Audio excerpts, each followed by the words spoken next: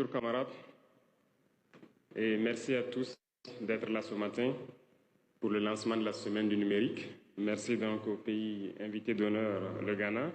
Merci aux pays frères du Mali, du Niger qui sont là aussi pour nous accompagner dans cette révolution de l'intelligence artificielle qui aujourd'hui est en train de dominer le monde. Grâce à Dieu et aussi rendre un hommage vibrant à nos vaillantes forces combattantes sur le terrain qui, depuis ces dernières semaines, font un travail extraordinaire.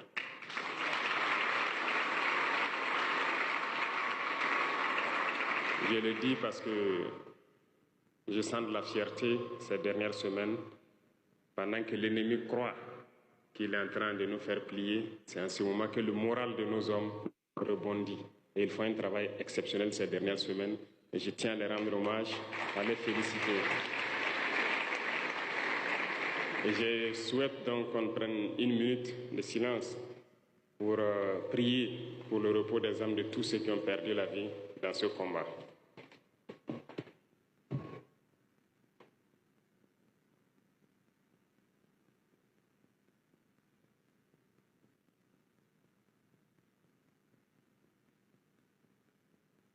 Je vous remercie.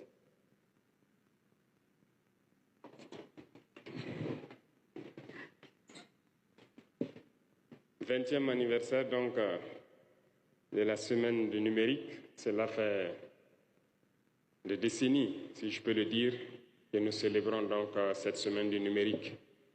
Mais je pense que ce 20e anniversaire doit être l'occasion de marquer aussi une pause, de faire le point de situation, de voir où est-ce que nous en sommes, pour pouvoir nous projeter dans le futur. Le Burkina Faso vient de très loin en matière de numérique. Et je peux dire que nous sommes encore très loin. Beaucoup de choses ont été faites ces 2 dernières années, mais nous voulons lancer pour être à un certain niveau qui puisse nous permettre de dire qu'en 5 ans, nous avons fait un bond d'au moins 100 ans.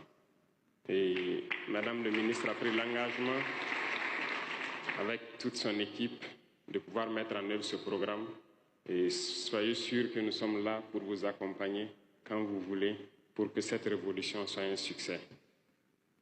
Le Burkina Faso a besoin de cette révolution numérique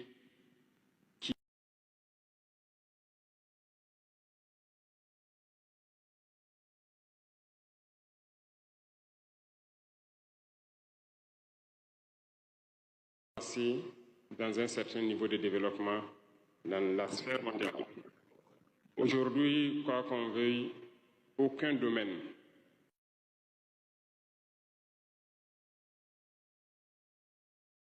sans le numérique.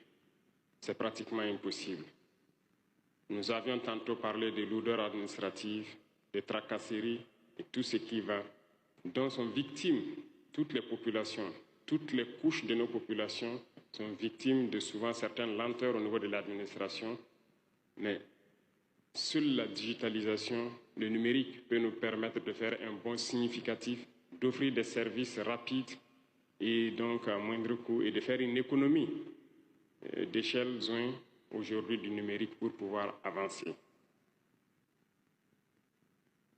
Nous parlons donc de pays qui aujourd'hui cherchent à combattre un phénomène qui gangrène l'Afrique tout entière. Je ne dirais pas le Burkina, qui gangrène l'Afrique tout entière, la corruption.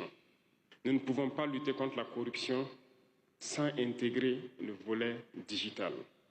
Si nous voulons effectivement lutter contre la corruption, il va falloir qu'on accepte de digitaliser beaucoup de procédures, qu'on accepte donc le numérique dans tout ce que nous faisons dans l'administration. Et c'est la seule façon de pouvoir lutter contre la corruption. Et notre pays en a besoin.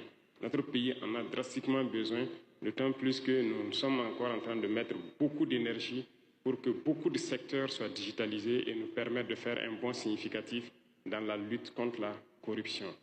Et je vous invite donc à continuer dans ce sens, à intégrer, à fédérer tous les ministères sur les différentes plateformes que vous êtes en train de développer pour que cette lutte contre la corruption voit donc un grand avancement dans les 2-3 ans à venir.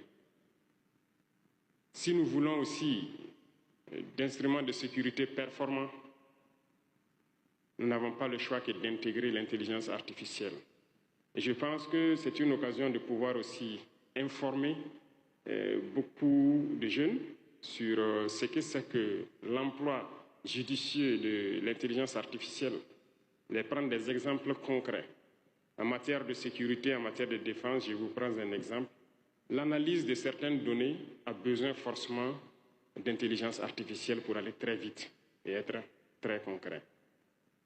Donc aujourd'hui, la démographie et toutes les données récoltées donc par les capteurs, si je peux dire, de la sécurité, ont besoin d'une analyse rapide et succincte pour pouvoir donner des conclusions qui permettent aux différentes forces de pouvoir agir à temps et pouvoir anticiper sur tout ce qui peut toucher à la sécurité de notre pays.